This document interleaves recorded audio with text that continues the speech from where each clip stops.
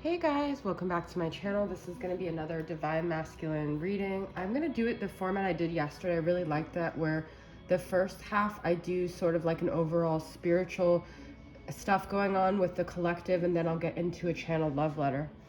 All right, so I'm going to just use this singing bowl. Actually, let me move these cards out of the way because it makes it harder to do the singing bowl.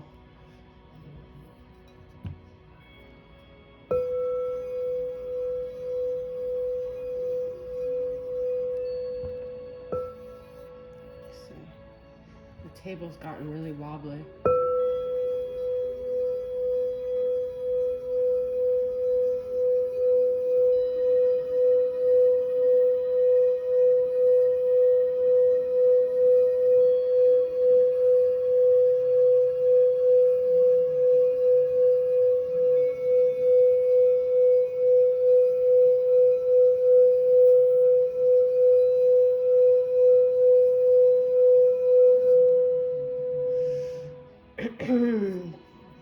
Okay, as you guys can see, I already pulled cards, but I don't really interpret them until I start reading. I actually have to put the fan on in here, it's really hot, and then we'll get into reading. So, you know, I pulled two major arcanas right at the beginning here. And then I thought we were gonna have continuous major arcanas, but it wasn't. Okay. So with the world reversed here, we are in a Capricorn new moon, which the world is ruled by Capricorn, Saturn energy. I feel there is a blockage right now to us closing chapters. There's unfinished business. I talked about that in my reading earlier. There's something that we haven't yet healed, resolved, come to the truth about. We haven't really gotten to the root of things. And I feel like that might be how you guys feel about your connection, where some of you guys, whether you're still holding out for union or whether you've detached, you still feel like there's something not answered about this dynamic. And I'm sorry that I sound, or right before this, I was eating something and then I had a sudden need to throw up, like a purging. I never feel that way. So there's definitely like a purging energy, and it's like kind of took the wind out of me. But that could be significant here, where I don't think we're having like major tower moments right now, but we're kind of realizing that all of the tower moments throughout our journey have led to what were we supposed to get? Because we've all been through so much on this journey, and this star is about healing. It's also about vulnerability, you know, like exposing ourselves, being true to ourselves, and self-love here. So, but there's some kind of blockage with this. It's kind of like there's still areas where I feel both the masculine and feminine are not fully embracing who they are, what the journey has been, or surrendering. You guys know that's my word. We have shape-shifting here with the clouds. So I feel like there's still a need to alter ourselves for the 3D world, okay? The top of this, I put the connection and outer core here. The outer core fluidity kept wanting to come up. Like first it was on the bottom of the deck, and then I shuffled, and then it was on the bottom of the deck again. And so I feel like what we're presenting in the world, our outer core, is not fully aligned with what is really going on inside of us. This is kind of like the world energy. It's kind of like the way we present ourselves to the world, the way the masculine presents themselves to the world is not truly in line with this connection or their connection to themselves. Okay, so I feel there's an energy of needing to open our heart, which is what the Page of Cups is all about. With the cup of emotions, it's like that, being vulnerable, coming clean, and this just could very well be the masculine needing to really come to this authentic point of view. The feminine might be farther along, but there is something the feminine also needs to do in order for this cycle to be complete. And then we have voice, speaking your words. So I do think a lot of it has to do with communicating, being authentic through our voice, through what we say, okay? Having our voice align with what it is we really feel inside. And then we have Two of Pentacles reversed and Three of Pentacles. And I feel like in order for us to make some movement forward, to collaborate with the universe and the energies around us, we have to let go of this constant back and forth, this constant indecisive energy that a lot of us, I think, in different areas are plagued with, okay? And that's also this Eight of Swords reverse, where it's like, we just need to let go of whatever's holding us back, whatever fear, whatever blockage. You know, it's us that have kept, it is ourselves that have kept us tied into this. But these are like deep soul lessons that we've had to learn through this connection. But I feel that the masculine sort of wants the connection to go away, but they don't want to get what it is they're supposed to be getting from the connection. And the connection is not going to go away, or nothing is going to be completed until the masculine has some kind of openness to what it is that it's trying to teach. Okay, so that is the first half of the reading, and then we're going to get into the love letter. So let's see what the masculine wants to say to the feminine right now.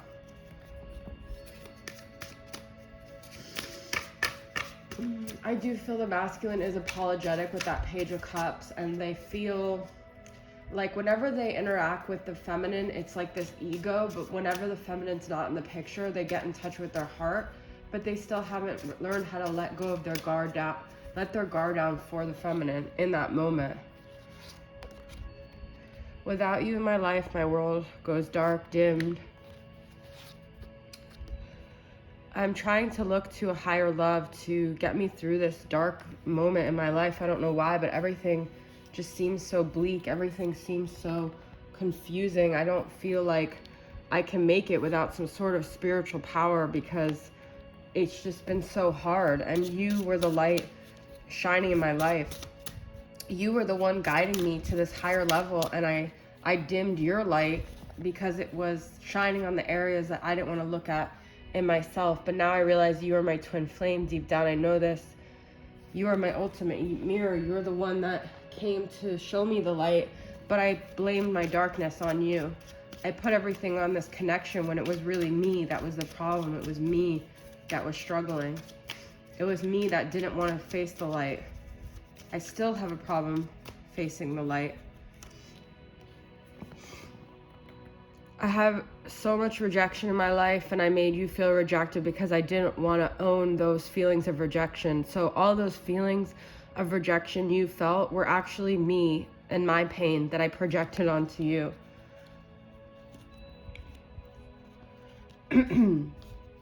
I started conflict, but then I blamed you for the conflict because I was so conflicted inside. I'm still conflicted inside. I don't know who I am or how to show up authentically in my life. I was never taught how to do that.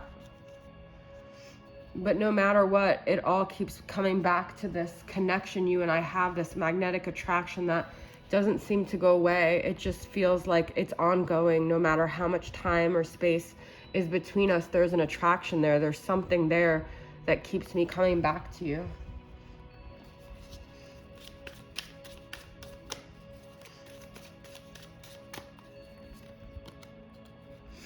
I see you in my dreams. I have dreams all the time, and even if you're not in them, it always comes back to some kind of conflict that I had with you. Something about our situation brought up everything inside of me that I was conflicted about, and I'm still having dreams about it, sometimes nightmares.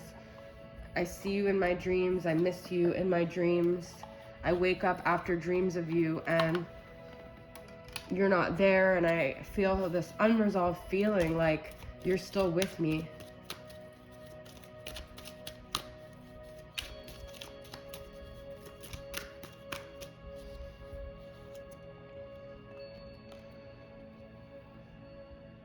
This is the Four of Wands. I still want to come together with you. I still want to have these moments. I'm still waiting for us to connect and have this union and come together.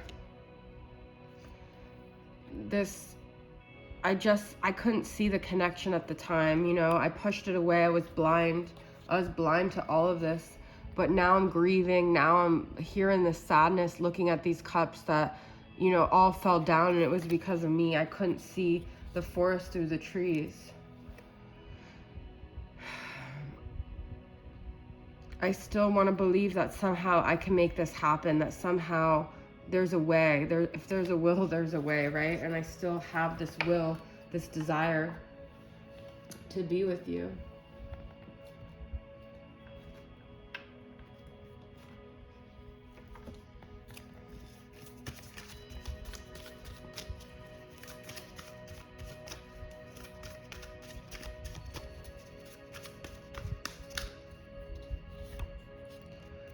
I want to revive this situation. I want to feel that way again that I felt when you and I first got together. I felt so rejuvenated. It gave me life, and I don't know why I pushed it away, because it was love. It was pouring, you were pouring your love into me, and I rejected it because it felt like too much, like I couldn't handle it.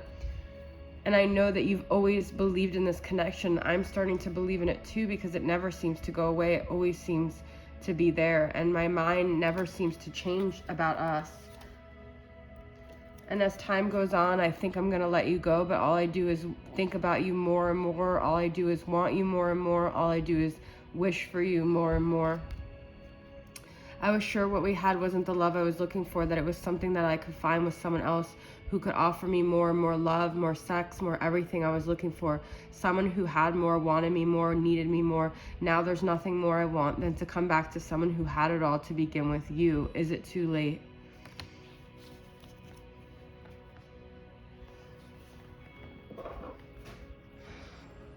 All right, guys, that is my love letter. I hope it resonated with you. Thanks for tuning in, and I'll see you guys next time. Bye.